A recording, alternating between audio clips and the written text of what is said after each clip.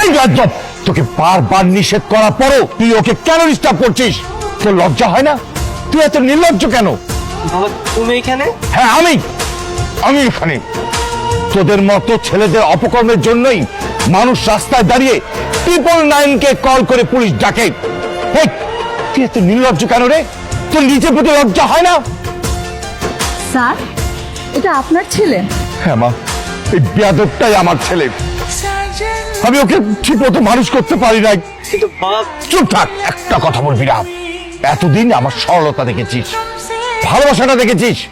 আজকে তোকে থানায় নিয়ে গিয়ে বুঝিয়ে দেবো যে আমি প্রয়োজনে কতটা কঠোর হতে পারি। একে থানায় ধরে নিয়ে যাও। তুমি একা কেন? আমার ছেলে কই? অপরাধীকে বিচার না করে ছেড়ে দেওয়া যায় না, সেটা তুমি জানো না? মানে কি? আর আমার ছেলেকে আনলা না, আবার বলতেছো অপরাধী? একদম চুপ থাকবা। ওই মেয়ের আশেপাশে হতে থাকবি, আর মেয়ের ছায়া হতে পারবি না বলে রাখলাম। মাহি দাঁড়া দাঁড়া, তোমার সাথে আমার কিছু কথা আছে। কি বলবেন বলেন। তুমি হৃদয়ের বিরুদ্ধে মামলাটা তুলে নাও না, হৃদয় কখনো তোমাকে ডিস্টার্ব করবে না। পুলিশ ধরে নিয়ে গেছে, পুলিশকে বলুন। আমাকে এসে বলছেন কেন? চলুন তো মামা। আমি তোমার মায়ের মতন, আমি জানি আমার ছেলেটা অনেক বড় অন্যায় করে ফেলছে, এই জন্য আমি অনেক লজ্জিত মা। তুমি আমাকে একটা হেল্প করো না মা, তুমি থানায় গিয়ে একটু অভিযোগটা তুলে নাও। এই মুহূর্তে আমি কি করতে পারি? তুমি আমার সাথে একটু থানায় চলো।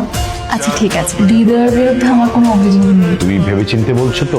বাদী তার মামলা তুলবে, এটা ভেবে বলছে নাকি না ভেবে বলছে তাতে তোমার কি? প্রতিদিন এসব ঝামেলা ভালো লাগে না। আজকে ওকে ছেড়ে দেবো, কালকে যদি আবার সেম কাজ করে আসে তখন তো আবার বিচার আসবে।